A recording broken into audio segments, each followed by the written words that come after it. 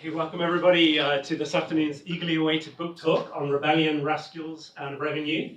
It's a great honor to introduce Joel and Michael here today. Joel Slemrod is the director of the Office of Tax Policy Research and Paul W. McGracken, collegiate professor of business economics and public policy at the University of Michigan. And Michael Keen is deputy director of the Fiscal Affairs Department at the International Monetary Fund. Together, they're two of the world's leading public finance scholars, and we're very privileged to have them here today to discuss their recent book. I think this is the first in-person book talk that they've given, so we're particularly happy to have them here in person today. As you know, the book is a remarkable achievement of 400 pages on the details of taxation, which is perhaps not the most thrilling topic that anybody would think of, and yet in their hands, it proves both highly informative and richly entertaining.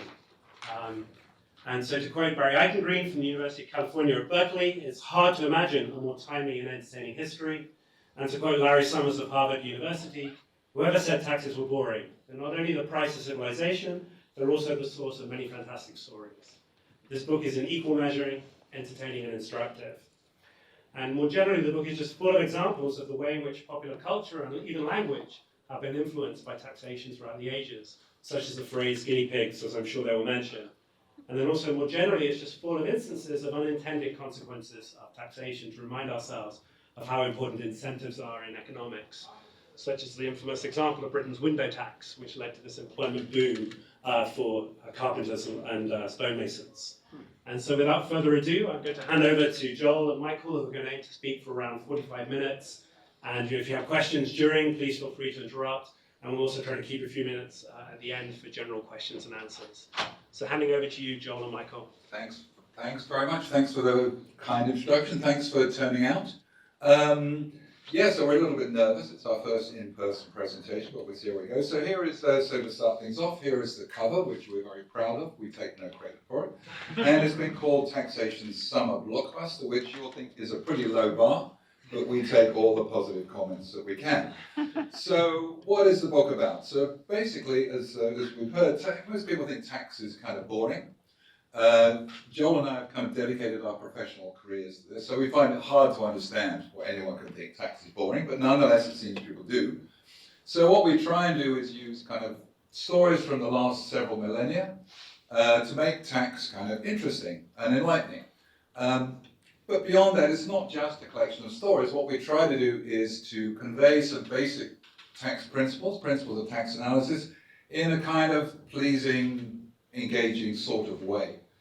Partly, I think, because we have a sense that economists haven't really done a great job at explaining basic ideas of tax theory that I'm sure are familiar to many of us here, to ideas of tax instruments, who really bears the burden, issues of fairness. So we're trying to convey things in a relatively painless way. Partly, as you'll see, by using pictures. So we're pretty proud that Joel thinks this has more pictures than any other book on, real pictures than any other book on tax. So we're trying to, messages, taxes aren't boring. Also, I think that really the basic challenges of taxation haven't changed that much over the millennia. So governments, rulers, princes, kings have always been trying to raise whatever revenue they need for whatever purpose, in a way that is at least fair enough, even if they don't care inherently about fairness. They want it to be fair enough that their reign is going to survive. They're not going to end up with their heads on the end of sticks. They're trying to do it in a way that doesn't actually destroy the economy, the tax base. What kind of does change, we'll talk about this, is the technology by which governments have tried to do this. So, of course, as we say, it's not just a kind of a download of funny stories, but if you do have funny stories, we are always in the market for more. And everybody seems to have one. It's one reason the book took so long to write, is you'd think you'd finished and someone would come along with some other great story. You had to kind of, A, figure out if it was true, and B, if it was worth including in the book. So in terms of, it's not a textbook, but don't tell anyone, but the structure very much follows what you would think of a kind of a straight public finance book on tax is. So we do hope this will be used to liven up courses, not just in public finance, but maybe in public affairs or whatever, or accounting or whatever. So we're going to go through these various chapters. It'll become clear as we go through, but it's underneath all this, don't tell anyone, is a kind of textbooky sorted structure. So we're going to start by talking about the kind of motivating the book, talk a little bit about naming. I should say Joel and I are going to stand up and down at various points as we go through this. So in terms of motivation, well, we don't, even though we work on tax, we don't think tax explains actually everything. There are people who think that President Kennedy was assassinated because he was about to close a loophole for the oil and gas industry. We don't buy into that one. Nonetheless, tax does explain, we think, quite a lot. So here are three stories to illustrate the point. First off, well, can we think of any wars that were actually about taxation, prompted very immediately by taxation? And the answer is we have one. That's the picture on the left. So this is the 10 Cents War of 1879, 1884, which essentially pitted Bolivia and Peru on one hand against Chile on the other. What's the tax angle here? The tax angle here is that there was an area then controlled by Bolivia called Atacama, which was basically desert, so nobody really cared much who actually controlled or owned this territory. But then nitrates and guano got discovered, and it became quite interesting. A lot of Chilean companies moved in to extract these resources, and they were given what we would now call a fiscal stability clause. So as Bolivia said, okay, you can extract this, there's an export tax of whatever it was, 10 centavo or something. I think we spent a week trying to find out what a centavo was. But you can see what happens. Eventually Bolivia changed their mind, raised the tax, and Chile promptly invaded. Peru was brought into the war because they had a secret agreement with Bolivia. How did it end? It ended badly for Bolivia. So if you look at a map of Bolivia, as I'm sure you all know, Bolivia is landlocked. And the reason it's landlocked is because it lost this province of Atacama in the 1879 10 Cents War. And you can see this is a real war. This was really actually a very bloody and nasty war. And the dispute still continues. There's still, I think a couple of years ago, the International Court of Justice, Bolivia was still trying to get some of this territory back. They lost. The most recent case, haven't really given up. And we're told that it's still the case in the annual Miss Bolivia contest, there is still a contestant from the missing province of Atacama. I'm not sure who checked if that's true. It's so good that we didn't want to check it in case it might not. But then when I say, well, what war's been fought about tax, you probably think, well, hang on, what about the Boston Tea Party? What about this whole American independence thing? Well, that was actually about a tax cut. What's the story there? Well, to cut a very long story short, the East India Company was in big financial problems at the time, partly, in fact, because of a famine in India, which was destroying their tax revenue in India. That's the other part of the geopolitics. And that was really nasty. What was going on in India was really nasty in terms of raising revenue. Anyway, we had to rescue the East India Company, which was like the Google, Facebook, or Meta, whatever it is now, all rolled into one. Much too big to fail, owned by lots of important people. We had this tax on, so the way to rescue the company was clearly to sell more tea in the colonies. How the hell were we going to do that? We had a tax on tea when it arrived in the colonies of 3 pence a pound. Didn't raise much revenue, but we sure as hell weren't going to cut that because that was there to establish a principle that we could tax the colonies. Well, as a former bureaucrat, I particularly appreciate some bureaucrat in London figured out that, well, hang on, before the tea goes to the colonies, it comes through London, and we impose a tax on it in London. So let's take off the tax in London, and we'll make the tea wonderfully cheap in America, and everything is going to be fine. So it's a wonderful bureaucratic idea. It's more complicated than this, but that's the essence of the thing. So what could possibly go wrong for this bureaucrat with this brilliant idea? Well, what went wrong was that now the price of tea, legal tea, was going to be cut in the colonies, which wasn't good news for the smugglers, wasn't good news for the John Hancocks of the world up in Boston. So they will react to the cut in the tax on tea by the Boston Tea Party. So the irony, of course, of the Tea Party and so on is that the Boston Tea Party was actually an objection to a tax cut. What's the third story? The third story, well, imagine you're in Paris, July 1914. You're sitting in a cafe and you're reading the newspaper. What are you reading about in July 1914 in France? Surely you're reading about the looming catastrophe that is the Great War. Well, you might get to that, but your headline story is about this picture on the right. What's going on here? The lady in this picture is Madame Caillaux. She was married to the finance minister, Joseph Caillaux. And Joseph Caillaux was unpopular with the right wing for two reasons. One is he was in favor of good relations with Germany. And the other is that he was in favor of introducing an income tax. So the right-wing press were having a pretty vitriolic campaign against poor old Joseph Caio. And what they were planning to do was to publish some rather amorous and intimate letters that he had written to his wife, Madame Caio. What's the problem there? The problem was that when he wrote those letters, he was married to somebody else. So the current Madame Caio did not take very kindly to the prospect of these letters being published. So she goes over to the offices of Le Figaro, asks to see the editor. The editor comes back, politely invites her into his office, and she then shoots him dead. So if you look at the French newspapers of July 1914, top story is the trial of Madame Caio. Rising slowly from the kind of page 4 up to the top is the outbreak of the First World War. So what is the tax lesson in this, you might ask? Well, this one has absolutely no tax lesson at all, as far as we can figure out. We think it's just a good story that we had an excuse for telling in the tax context. With which, I think, I hand over to my wonderful co-author, Professor Slemrod, to tell us some more. Thanks, Mick, and thanks all of you for coming to hear about our book. Mick and I, this is our first in-person discussion of the book, but we've done 15 or 20 on Zoom. And I have to say the handoff is a little less awkward on Zoom. Standing up and sitting down. So in the first section of the book, we talk about the names that people give to tax to either make them seem less onerous than they are, or if you're supporting it, to make them seem more attractive than they might otherwise be. Sometimes the names are to repel people from the tax. So there was a tax in the UK that opponents labeled the dementia tax because it affected elderly people more than others. There was the Bridget Jones tax that affected single women more. And those familiar with recent American fiscal history will know that in the 80s, Republicans sort of agreed to not call the estate and gift tax, which they opposed, the estate and gift tax, but to call it the death tax, which links two of the most unpleasant things about living. And it was soon after that the estate tax was not abolished but reduced. I don't know for sure whether the renaming was consequential.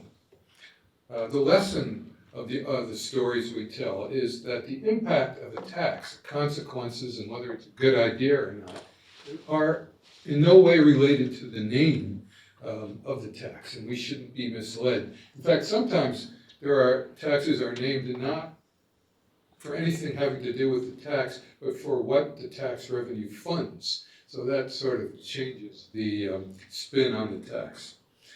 In the first section, we also talk about what is a tax and what other ways government can raise revenues that aren't taxes. And there are very many important examples. The draft is a way for a country to raise resources.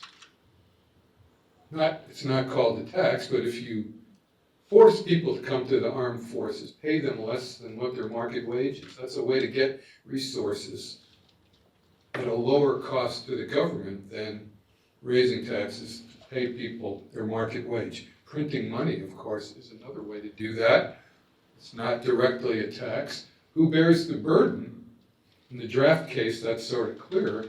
In the printing money case, it's the people who hold assets denominated in, say, dollars. As printing more money raises the price level, the value of those assets falls. And we talk about historically other examples of this. State monopolies, profitable state monopolies, are a way for the government to raise revenue in a way that's not called a tax. Think about U.S. state alcohol. In some states, to buy alcohol, you have to buy it from a state store. The price that's put on the alcohol is essentially a tax. The higher that price, the more the tax. Forced labor. We have some great stories about countries in dire fiscal need that made it pretty clear to especially the rich folks that it was time to give gifts to the regent. Some have even had taxes payable in lice. Actually, we have one example. This was in the Incan Empire. Some of the regions had no substantial tax liability, but the central government wanted these regions to get in the habit of remitting something, and so in one case, that's what they had to remit, lice. Joel, besides the draft, can you talk about other examples of forced labor? Is it like prison labor or?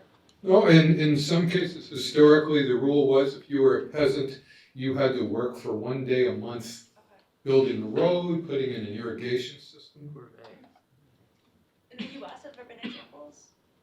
I don't have, off the top of my head, examples from the US of forced labor.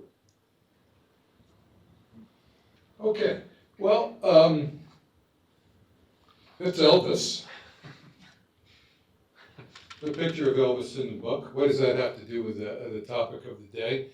Not only is it a picture of Elvis, it's a picture of Elvis on a postage stamp from the African country of Burkina Faso.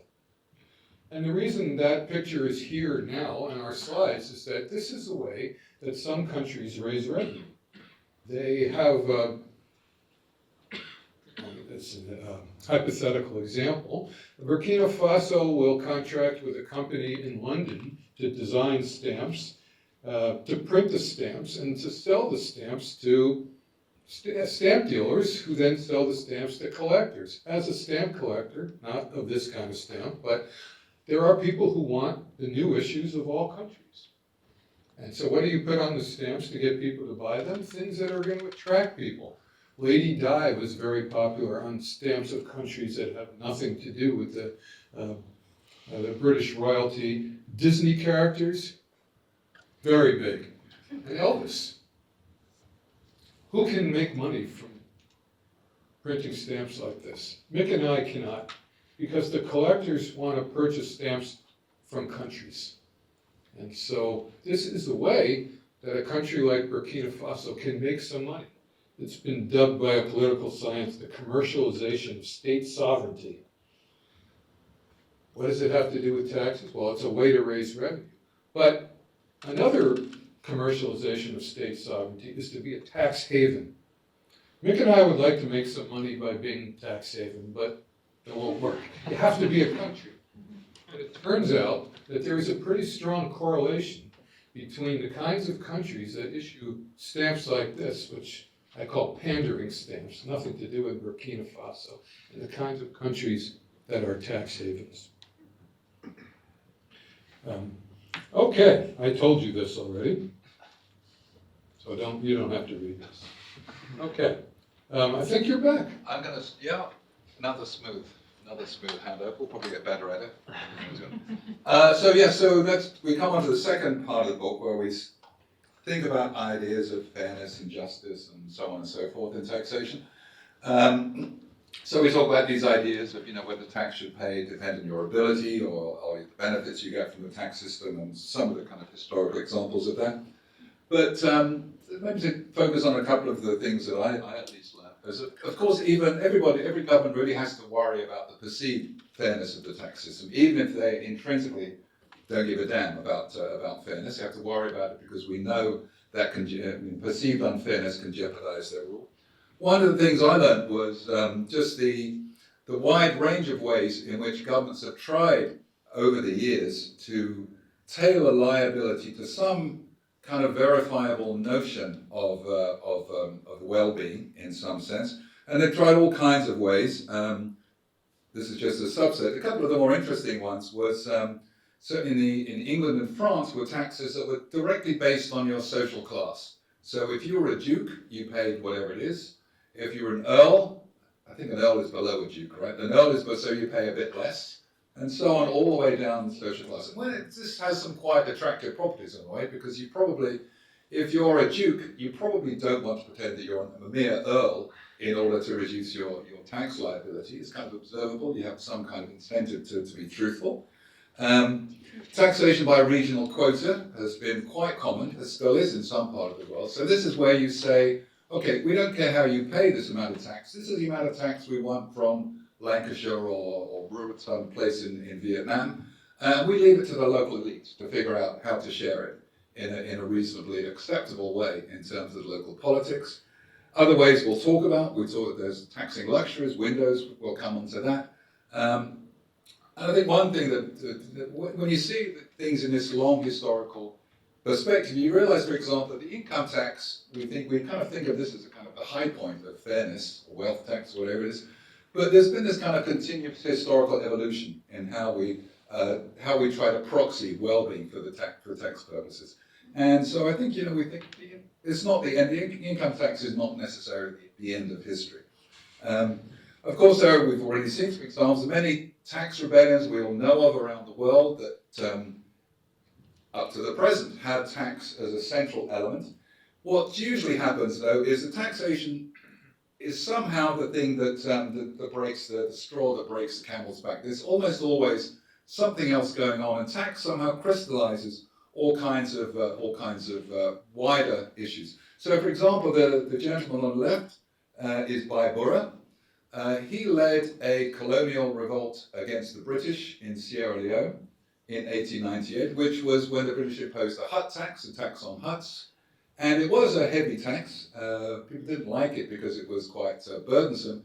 But it also kind of interfered with all kinds of power and familial relations in terms of the role of tribal chiefs and these kind of things. And it was as much the kind of disruption, seems to have been as much the disruption to kind of local social standards that caused what was, again, this was not a kind of a minor thing. This was slaughtering people. And these are not the worst tax rebellion. I think the worst tax rebellions, or the worst tax incidents, we don't put in the book because they're so horrible. But this is kind of up there with some of the worst.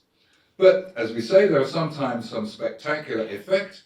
And so here is one story. Many of you will know one or both of the sides of this. So this is, so Marx says, Hegel remarks somewhere that, anyway, Marx says history repeats itself, first tragedy, second farce.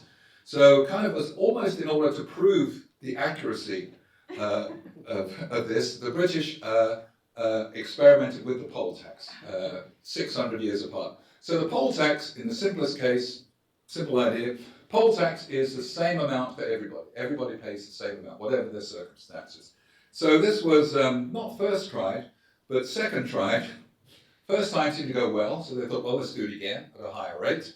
Didn't work out quite so well. So 1380 is what's called the Peasants' Revolt in England, which is probably the closest England ever came to a really bloody, completely bloody social order-changing revolution.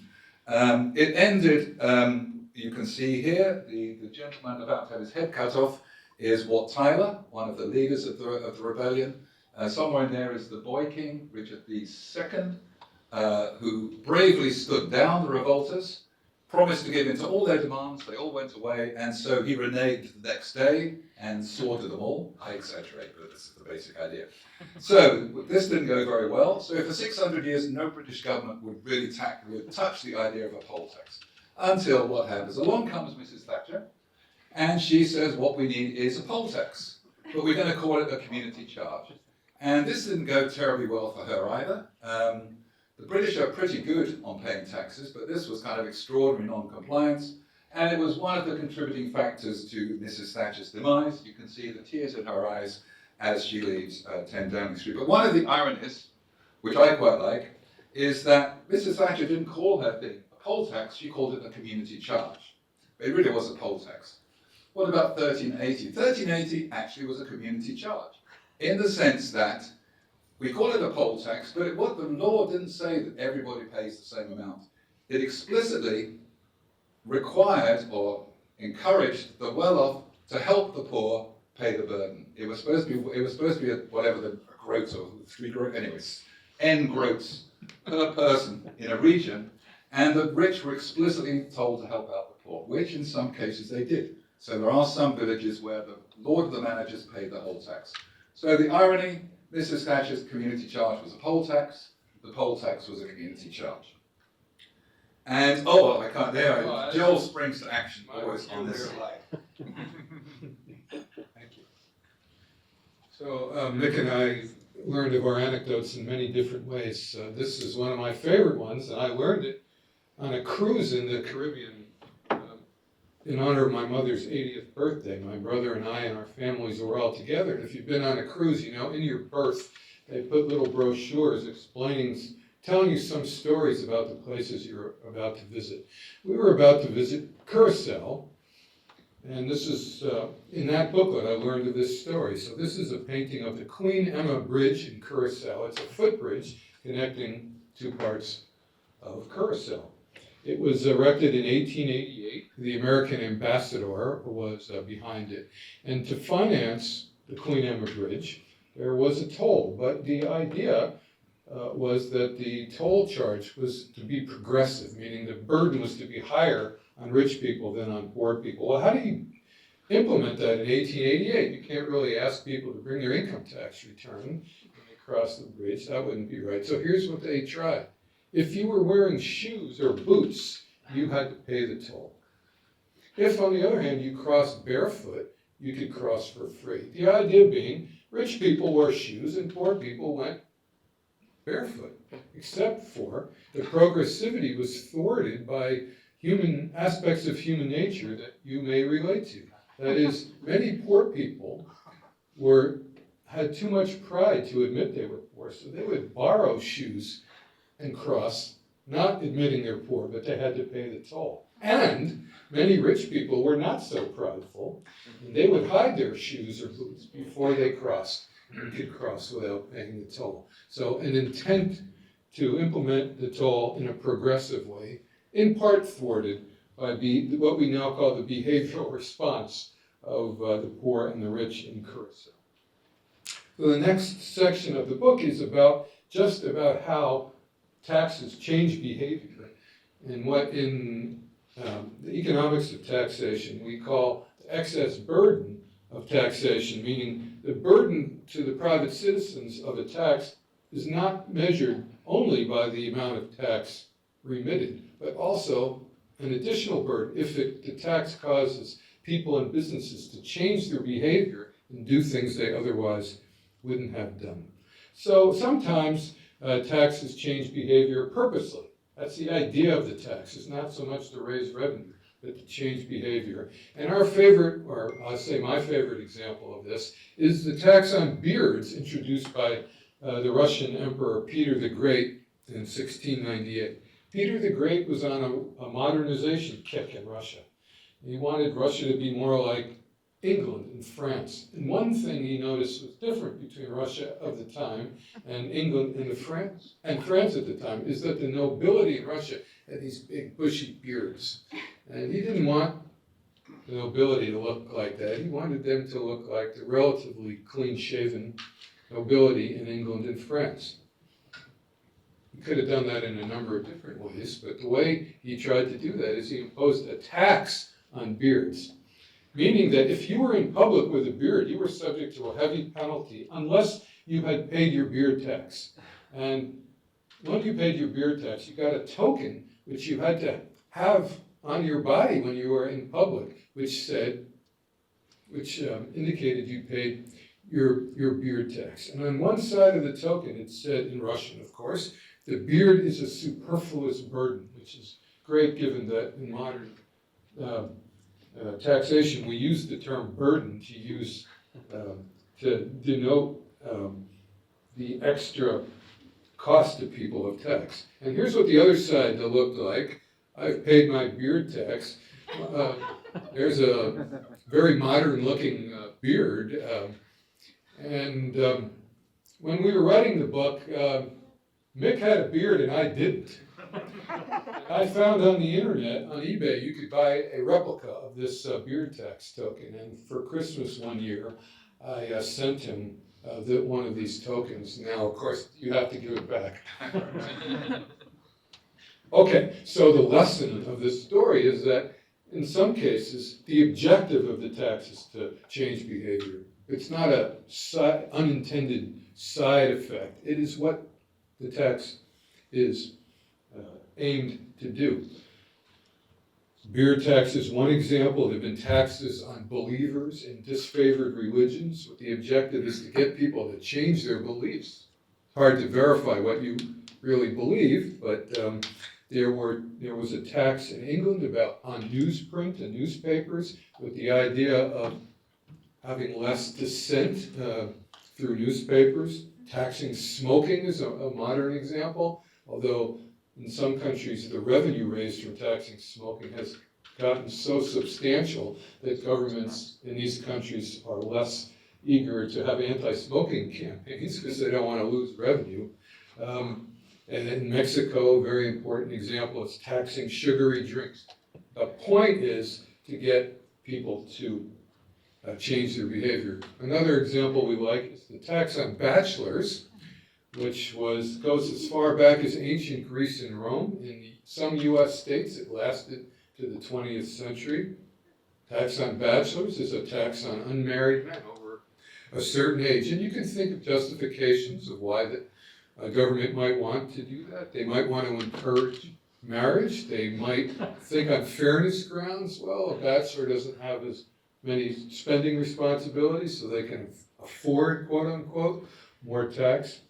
But we talk about the tax on bachelors in part to give a great example of the behavioral response. So in some countries that had bachelor taxes, they gave an exemption to men who tried to get married but couldn't find somebody to marry them. So it seems unfair to have the bachelor tax apply to them. So in these countries, if a woman would attest to the fact that this person had asked for their hand in marriage and they'd said no, there would be a tax exemption.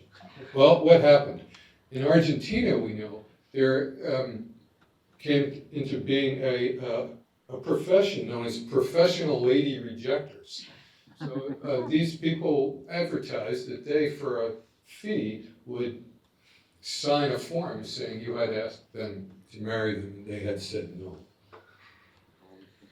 So these kind of taxes designed to change behavior are very important now. And the behavior that taxes are designed to change is often pollution or other activities related to climate change. Taxes on carbon fuels, taxes on driving on congested roads.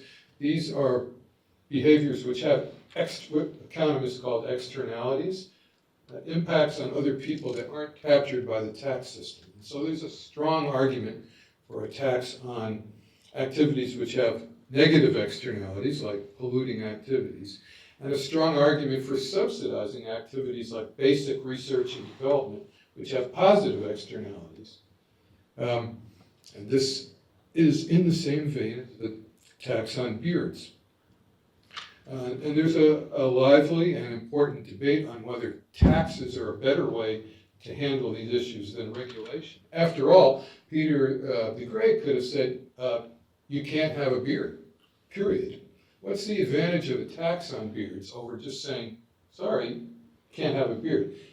One advantage is with a tax, it actually differentiates between the people who really, really want to have a beard and the people who sort of want to have a beard, right? Because the people who sort of want to have a beard will shave rather than be subject to the tax. The people who really, really want to have a beard will keep it and pay the tax. And that is, from an economic efficiency point of view, a good thing because it distinguishes among people and businesses for whom the cost of changing behavior is high or not. So I've been talking about taxes designed to change behavior. Most taxes are designed to raise revenue, and the change in behavior that they cause is inadvertent and unwanted. And a great example is the tax on windows in England that lasted a century and a half. Why was there a tax on windows? It sounds to a modern ear as quaint or maybe crazy, but it was certainly not crazy. Here was the idea. They were looking for ways in 1696, before they had an income tax, to have a tax where the tax liability was higher for the richer folks. Back in the day, in 1696, most wealth was in personal residences. So how do we do that? How do we tax on the basis of the value of your personal residence? Now we have Zillow, but in 1696 we didn't. So what's correlated with value of a house? Well, that's pretty easy to measure. First they tried fireplaces or hearths. The grander the house, the more fireplaces. Let's have a tax on fireplaces. Problem. to verify the number of fireplaces in a house, the tax inspector had to go inside. And that was viewed as an intrusion on their privacy. All right, so what's correlated with the value of a house where the tax inspector doesn't have to go inside? The number of windows. Not a crazy idea, right? A house with 2 windows is almost certainly worth a lot less than a house with 20 windows. What happened? So we're talking about behavioral response to taxes, and this is what happened. So this is a picture of a current day building with clearly built with windows, some of which were bricked up, and they were bricked up in this century and a half. There were also, we can read stories about buildings built in this era where the windows opened up 2 rooms to light. So the windows were, on 2 rooms until they changed the laws about this. So this is a visual example of the behavioral response to taxation to reduce tax liability. In modern economics, we look for evidence of behavioral response by looking at market behavior of people when the tax liability changes a lot if you make a small change in your behavior. This window tax from 420 years ago is a great example because the tax on windows had the following structure. There was no tax if you had up to 9 windows. 10 and more, there was a substantial tax. Then like 20 and more was the next level. You can go back into the records of the window tax in England and see there's a heck of a lot more buildings with 9 windows than you would have thought. What's the magic number about 9? And a lot less with 10. Why? Because 9 was no tax, and 10 there was a substantial tax. Did windows get bigger? They should have. Yeah. We talk in the book about the tax on bricks per brick, and there is evidence that bricks got bigger. So I don't know of evidence about windows, but bricks, yes. So so we're looking for visible examples of behavioral response. The window being bricked up is one example. Another is in places where the property tax, based on a relatively easily measurable quantity, the frontage on the sidewalk. Poland and Holland did this as much as 4 years ago. Vietnam still does. What happens if the tax depends on how many feet face the sidewalk or the road? Skinny, tall houses that go back a long way. These are called rocket houses in Vietnam. This is a picture of rocket houses. So these are visible. The boarded up windows and the rocket houses are striking examples, visually striking examples of what in our courses about the economics of taxation we call excess burden. So that the cost to society of these taxes was, to the private sector, was the taxes remitted, but also the fact they had these crazy houses with bricked up windows, houses weirdly constructed because of that. And it's a difficult concept to convey. Many of you in this room have, I'm sure, tried to teach excess burden, and it is not easy to get across because to know how much behavior changed because of tax, you need to know what behavior would have been if it weren't for the taxes. Well, we don't really know that.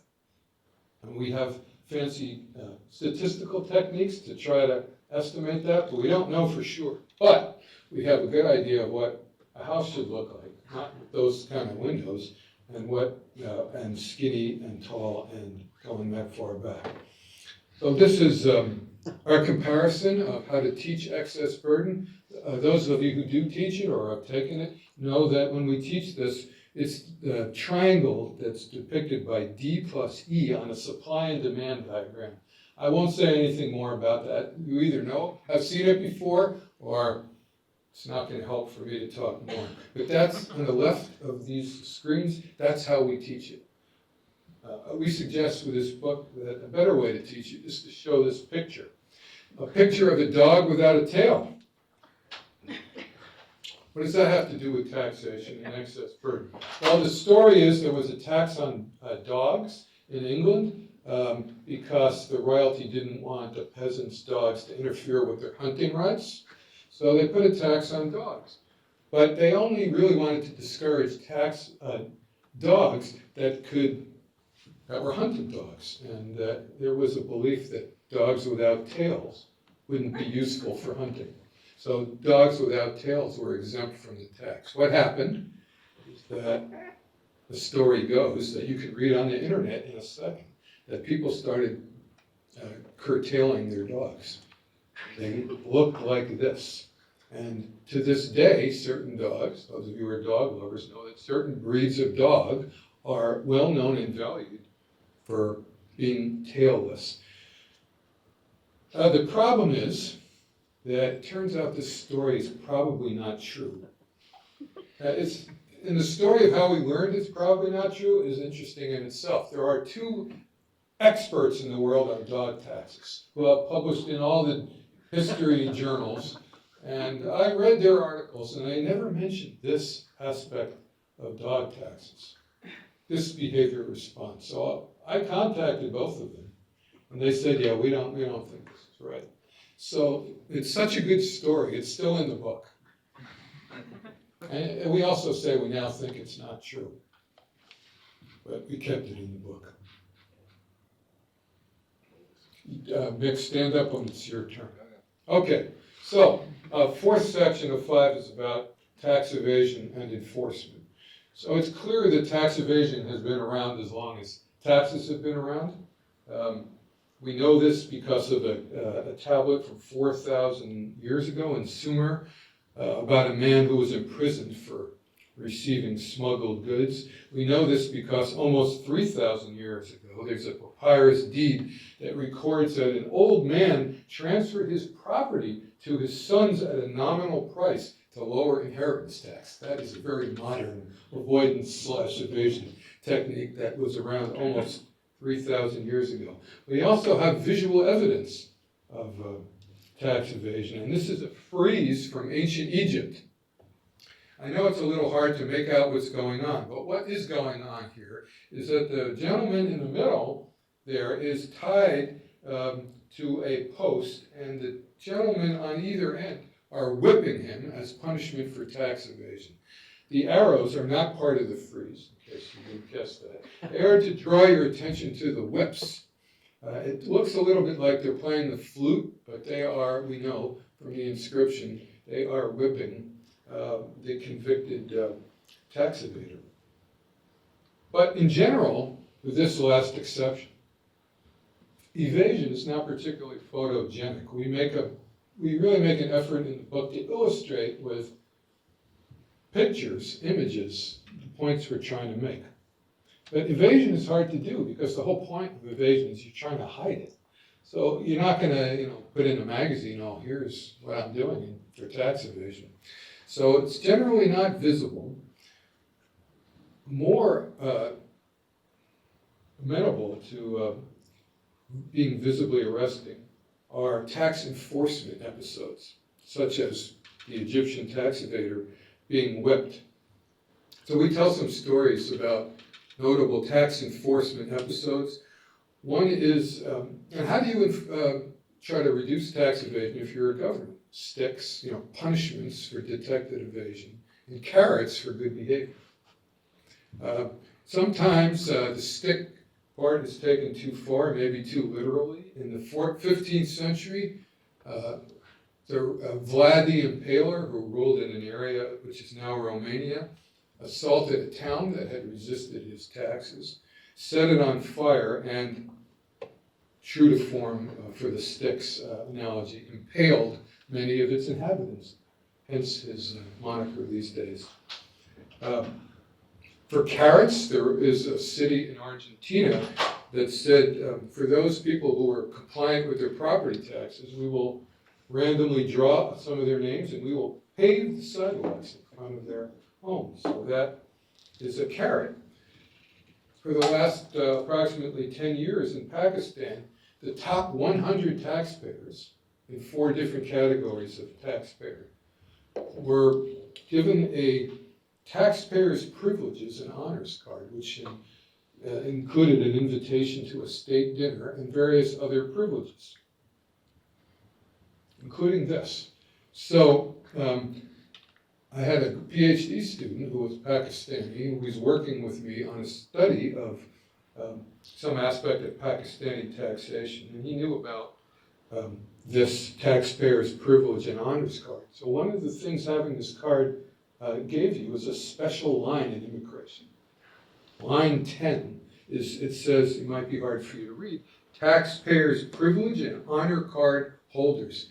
My co-author didn't have one of these cards, so he wasn't on line 10, but he got close enough to take this picture, which showed there wasn't anybody on the line, and there were people it looks like on line 9. I don't know how far back it went, but it's an example of a carrot.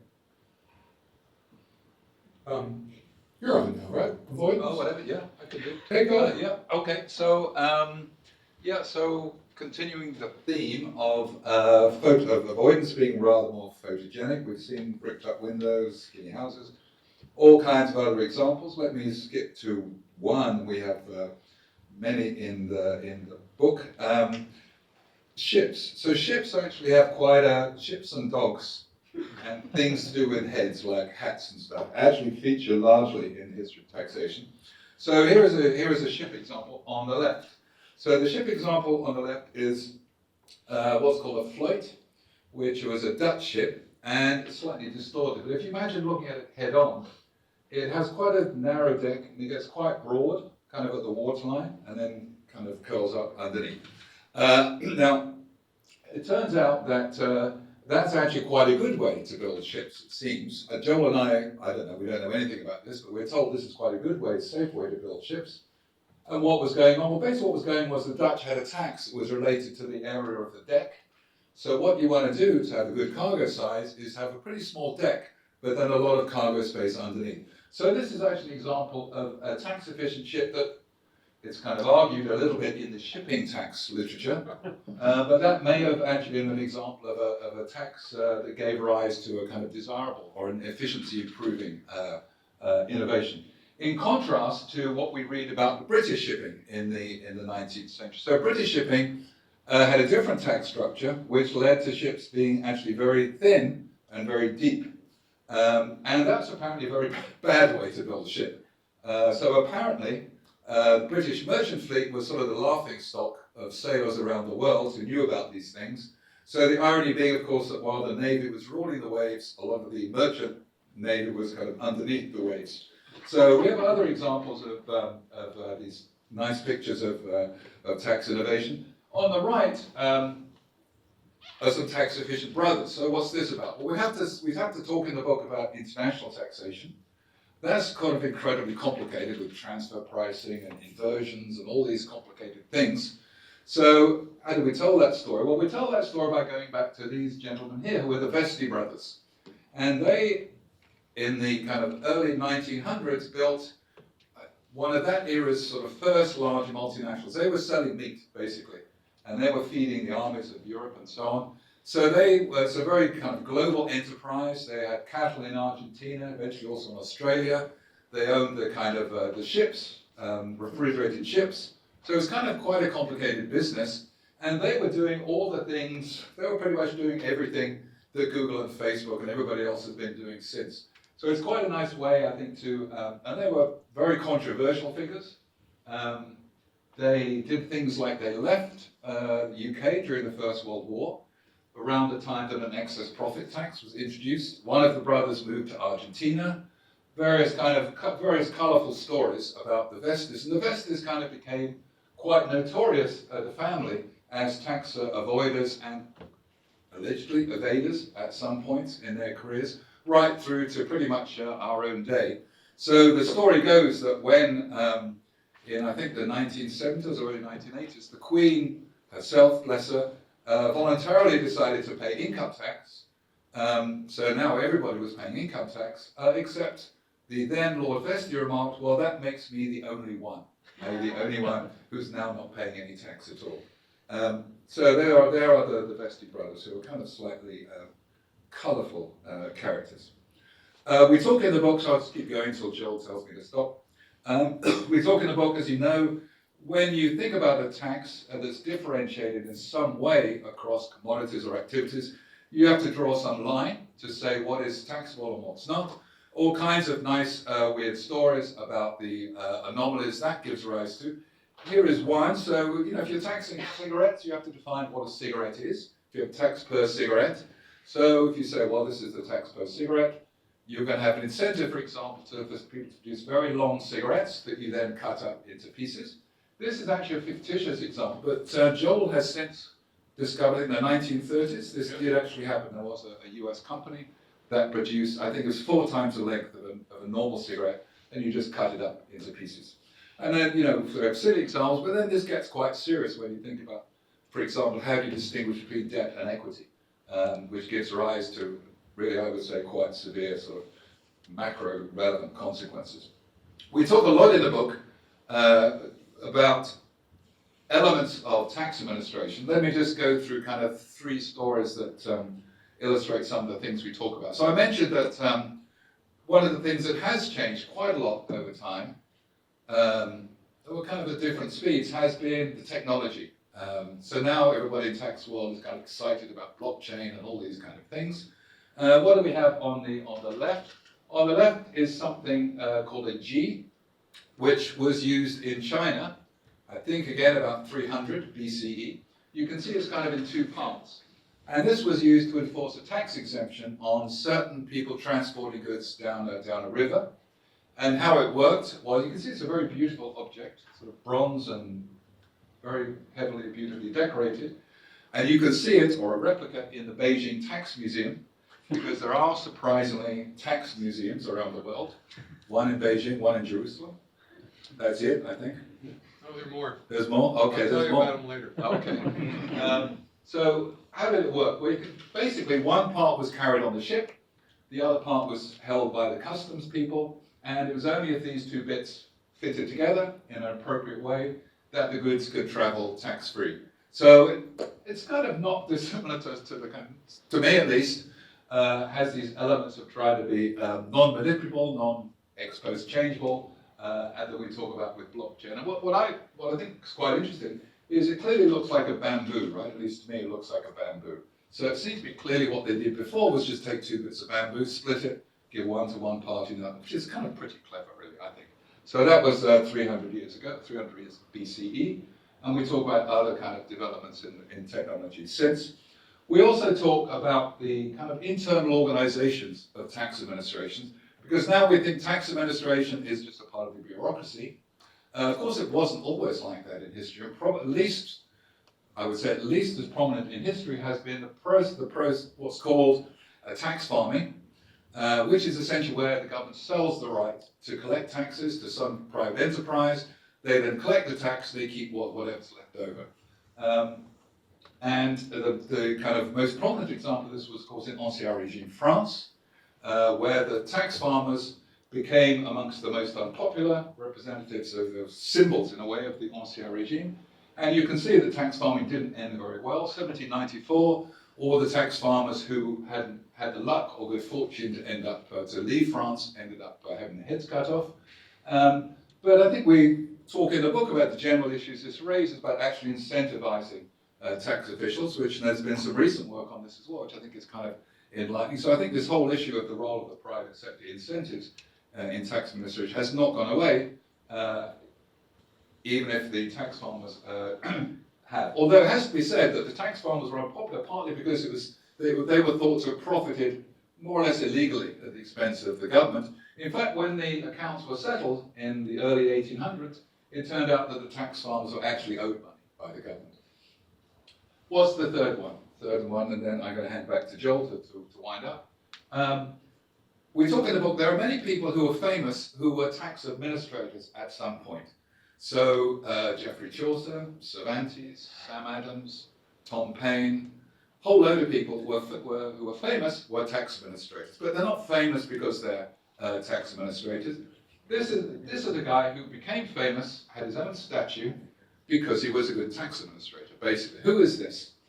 This is a gentleman called Robert Hart.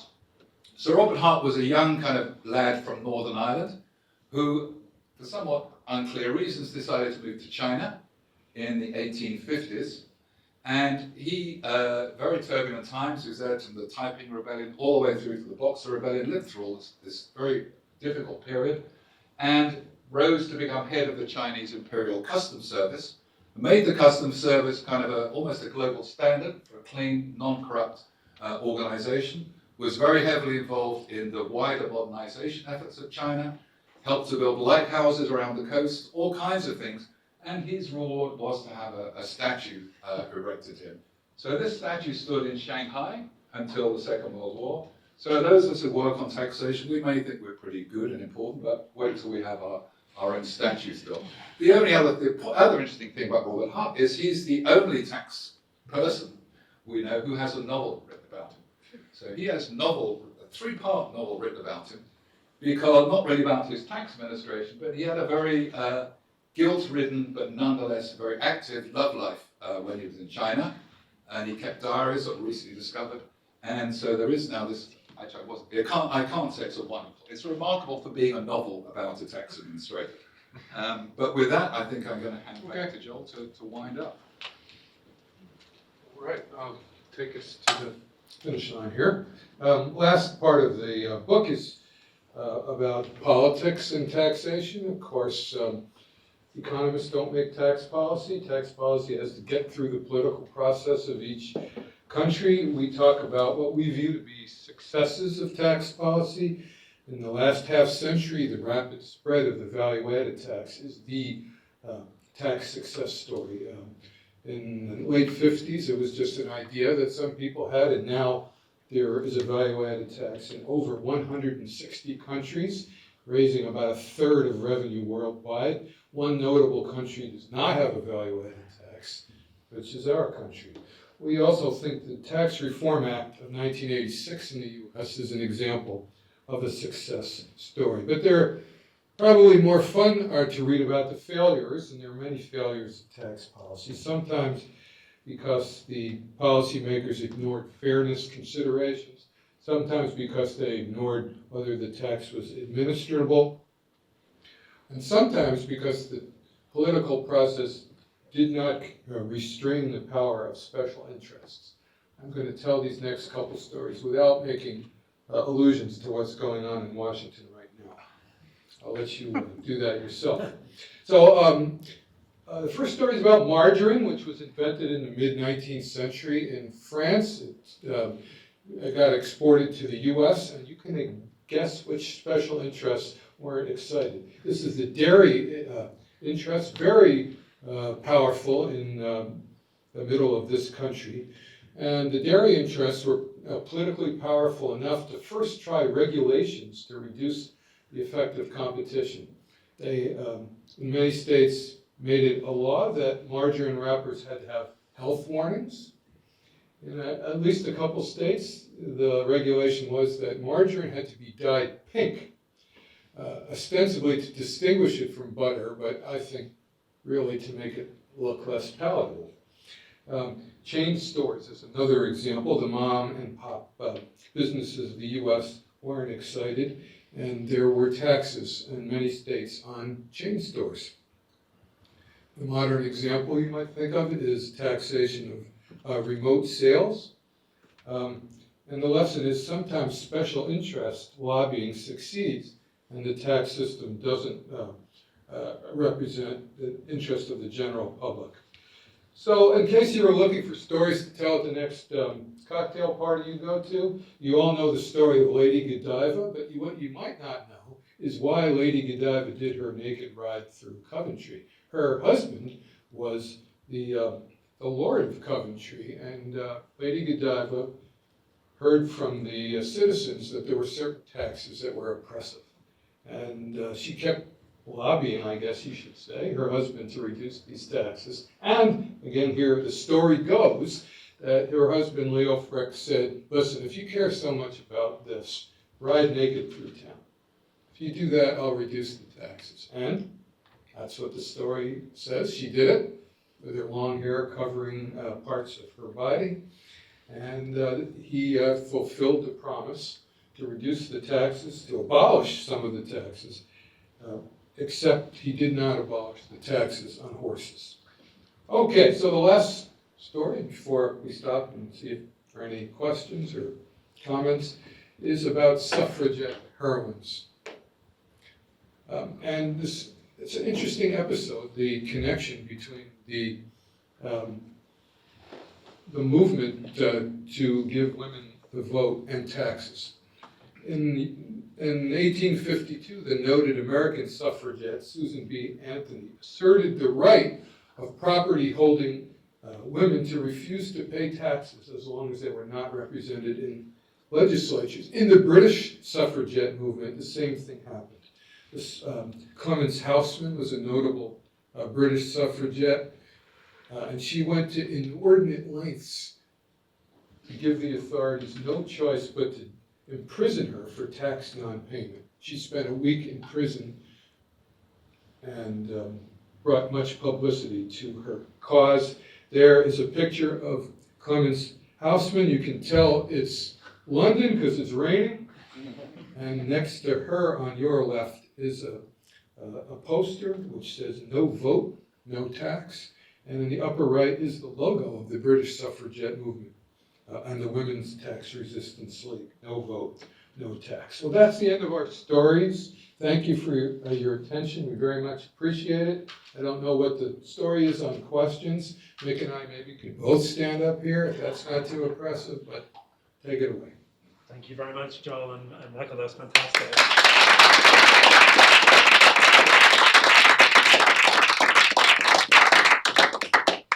Any comments and questions? I've definitely got one question just to start with. So many of the examples in the book, you focus on national taxation, which has sort of historically been the focus of tax authorities. But many of the challenges we now face are increasingly international. And I guess one example of that is the recent attempts to agree a common corporate taxation rate because of the mobility of capital around the globe now.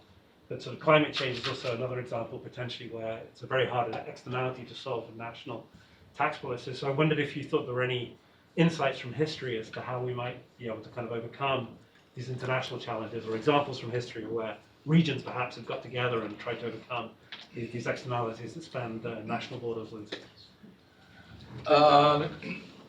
We certainly have a chapter on international issues. There's not that many examples. To be honest, there aren't that many examples we can use. We talk a little bit about the emergence of double tax treaties. The story of why UK and Switzerland, well, one of the cantons in Switzerland signed a double tax treaty because the Brits used to go there and die, and then who gets to tax the money and stuff.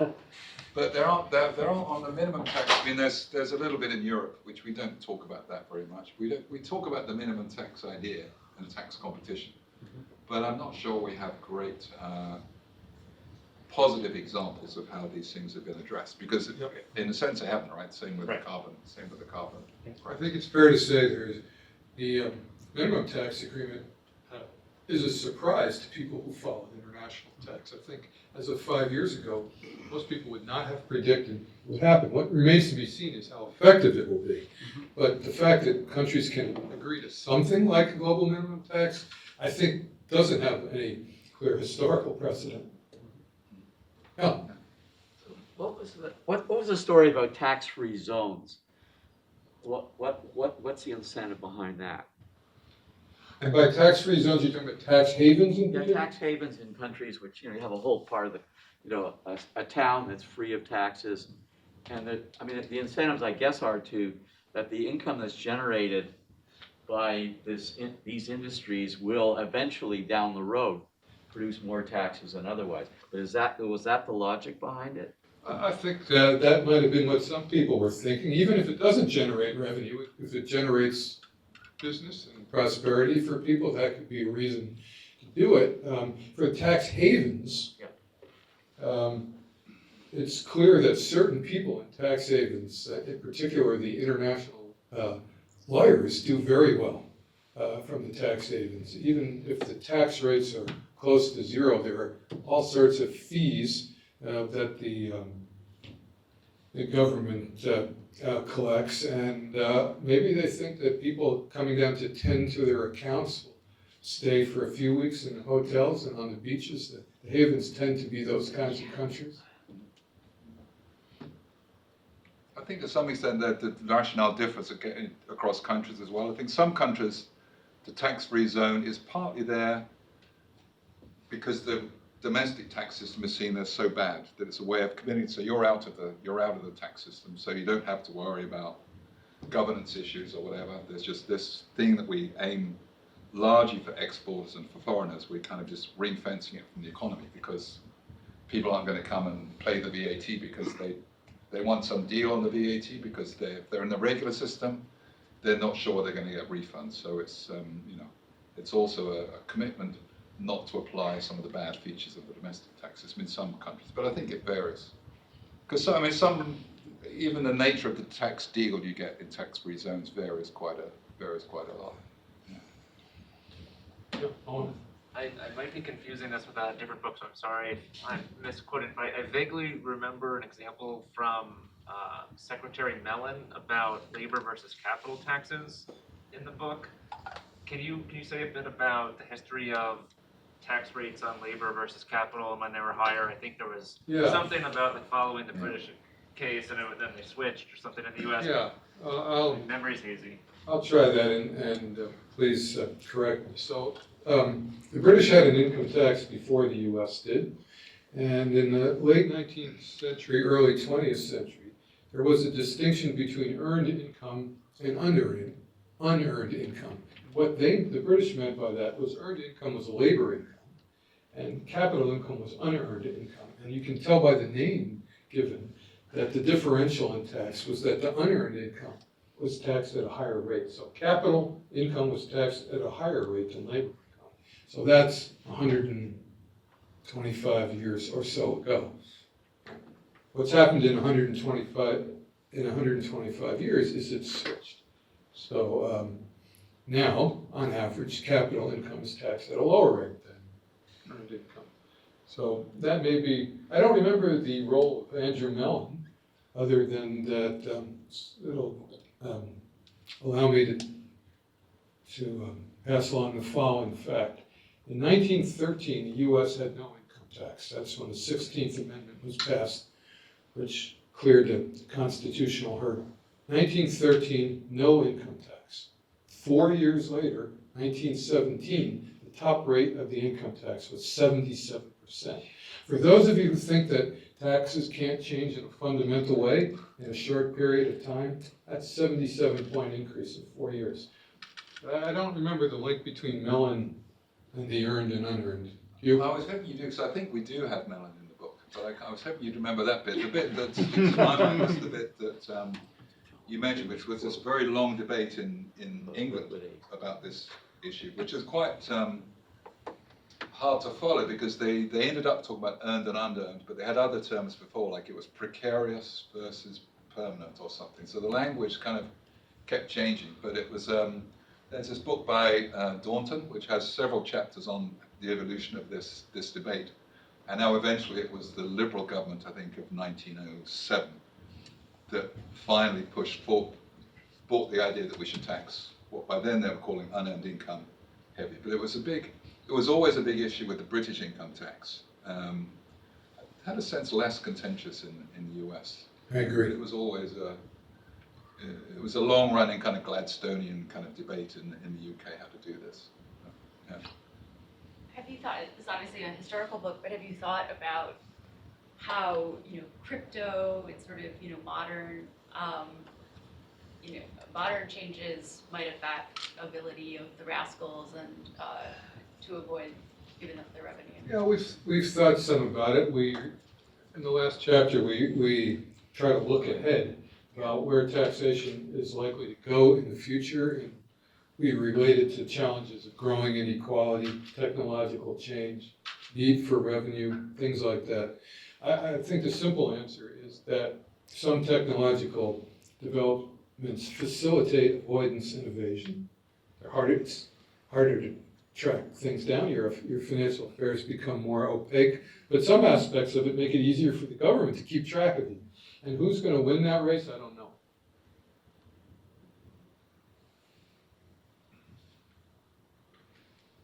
Something where economists would kind of argue on efficiency grounds, there's a very clear prediction on what the optimal tax structure should be. So a classic example being congestion pricing, right? Congestion pricing is clearly the efficient way to deal with congestion, but it's extraordinarily difficult to implement in practice. There are a few cities like London that has a form of a congestion charge. Singapore has a more sophisticated system. And one story for that being difficult to achieve would just be pure vested interests. It's the vested interest of automobile drivers and so on. Another story would be related to your hearth tax, so people kind of feel it's a behavioural intrusion into some sort of right to free space. And so I wonder whether you had any thoughts on those kind of roles of vested interests versus these kind of sentiments and perceptions of fairness in influencing taxation. You want to take Well, that? I think just on the latter point, I think one of the things I learned writing the book was the importance over the ages of this privacy thing. That Joel mentioned the hearth tax as being very unpopular, but it was kind of one of the things in the Glorious Revolution was getting rid of the hearth tax, and it's in the Bill of Rights and everything. And so it's one of the things they were supposed to be shouting at William when he arrived and all this kind of stuff. Or the French income tax. A lot of the income tax resistance is at least couched in terms of privacy. It's kind of just, and even, for example, I guess the design of withholding in England, as you know, which was designed when the income tax succeeded, it was designed so that no official would know your total income. They might know your income from source A, source B, but they wouldn't be able to add it up. So I think the privacy thing has been more striking to me as we wrote the book. But then, to the other point, in a way, we come to an age where people are giving all this information to Google and Facebook every day, but they don't want to give it to the government. So what's going on there? I don't know the answer to that. But One second. So if you're interested in the politics of taxation in the U.S., the best book out there is a book called Showdown at Gucci Gulch, which is about what led up to the Tax Reform Act of 1986. Somebody's going to write a book like that about what's going on now in Washington. And because both privacy and special interests are playing a role. The proposal to allow the IRS access to your bank account, which is now, I guess the threshold is going up and up, maybe will be out completely, is an example of that. And I don't have to tell you about the role of special interests in the debate. That's an example of the kind of issue that's in the history of taxes and is very alive today. Another would be the constitutionality of various taxes. The income tax was first ruled unconstitutional by the Supreme Court. We needed an amendment to the Constitution. And many lawyers think that a wealth tax, which has been proposed, and even a tax on capital gains at death would be unconstitutional. We may or may not see if that's true. Yeah, I'd hands both. Yeah, go ahead. I wanted to do a quick follow-up on that privacy issue, because it does seem to me that that's very distinct from one country to another. So France, in particular, had a tradition of publishing taxes that were paid. And it obviously then is a good enforcement mechanism, because the neighbors know if the rate is too low, if the tax is paid are too low, and they will do denunciations. So I wondered whether you've done some kind of comparative assessment of different preferences on privacy. Done that. But you're right that I know of 4 countries now, France not one of them now, that has public disclosure of taxes. So in Australia for businesses, in Norway, Pakistan, and forgetting the fourth, have public disclosure of individual taxes. So you can just go on the web, look up somebody's name, see their declared taxable income, tax liability. And I've myself done work on the impact of that on tax compliance, which I'm happy to talk about at a later time. Yes. But I had a kind of real question on the poll tax story from the UK. And I wondered whether you go a little bit into the history of it, because it was actually designed with a relatively plausible kind of motivation. That was that local taxes were decided. The Thatcher poll tax. The Thatcher poll tax, not the Warteiler stuff. But the idea was really that because local taxes were set on property, fundamentally on business property, most of the voters didn't pay any local taxes. And so they had a really strong incentive to push up the rate of tax to such a level that the cities died out because the businesses fled. Yeah. And Liverpool was always held up as the striking example of that. And so the poll tax was calculated to be the exact antidote of that, and it was obviously absurd and went badly wrong. But there's a kind of political science motivation for doing it, and I found that very striking. Yep, no, you're right. We talk about it in the We book. talk about it, and I think we do say it wasn't the stupidest tax reform any British government's ever done. But I just wanted to mention too that the first US income tax you also published. Yes, Everybody's liability, right? Oh, wow. didn't For last the so top long. learners. Yeah, the But top only ones. the top people And like were paying. the- yeah. Was there only the top? Well, Oh, only you the got top people paid, right? Because it was only wasn't almost Right. everybody exempt. No, but there's data on. So we figured it'd be nice to get Abraham Lincoln's tax payment. We couldn't find his tax return. Oh. But, I think it was later. But it was like published, We're talking about different 1924, income tax. Yeah. So Well, the so first, sorry, the I'll Civil talk War, about the Civil War one. the temporary income tax. the Civil War, I don't know, yeah. and then in the 20s, there were 2 years when some set of income tax information was public. And the day after it was released, it'd be on the front page of every big newspaper, and inside they would reprint all the information. That lasted, I think, just 2 years. Yeah, sir. I mean, one way to think about it is that the history of constitutional democracy in Britain and then all the countries that followed from that is a fiscal story. The story of taxation goes back to Magna Carta and all the things that happened, the Glorious Revolution. So in a sense, that's what you could rewrite economic history, and taxes are a key part of it. How it evolved and why some countries did better because they were able to deal with that. Because it's tied in with property rights. Property rights are really important. I think we That's certainly completely true. agree. And there is a literature on development of fiscal capacities. And it goes back. I mean, I think the first thoughtful example of tax impacts we have probably is Herodotus. So Herodotus tells the story of King Lycurgus, I think, who Go for it. used to. The basic point is that he was a sophisticated villager. That he would destroy the village, but he would leave enough for them next year to kind of plant the seeds, and he'd come back and like what's it called? Seven samurai, Magnificent Seven, right? It's the same idea that goes on there. So, but you're right. I mean, and we wouldn't claim to be that level of depth, I think, but I think we're certainly saying that tax runs through a lot of this stuff. So. Why do you think the Tea Party, because this was long before the Tea Party of 2010, why do you think that story's gotten so historically mangled? That right, I mean, I only learned like 6 months ago that this anecdote that you just shared about the decline in taxes on the British East India Company tea. And That is the British version of the story. But it wasn't a tax on tea. I mean, why do you think that's just American anti-tax ideology that story's gotten mangled? Because it was long before the Tea Party. I mean, I learned as a kid that we were angry at the tea tax, not the tea tax decrease. I think, yes, that's the reason. Yeah. Henrik, you had your hand up. Yeah. Yeah, I had wanted to sort of hear your thoughts, if you had any thoughts on.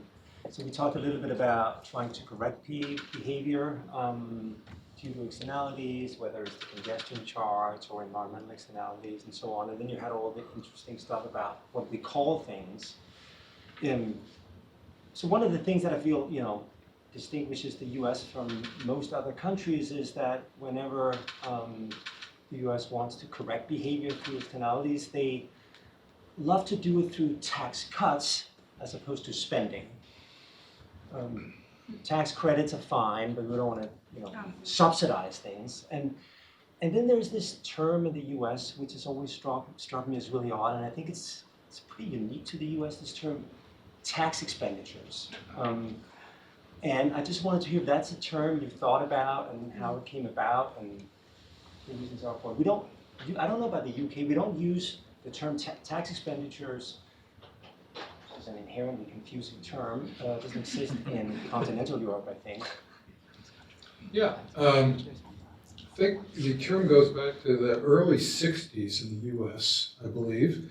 So for those of you not familiar with this apparently self-contradictory term, tax expenditure is when a tax reduction is equivalent to a spending program. But of course, in the budget, it looks very different. So if you have a tax expenditure, you can claim that you have successfully implemented smaller government.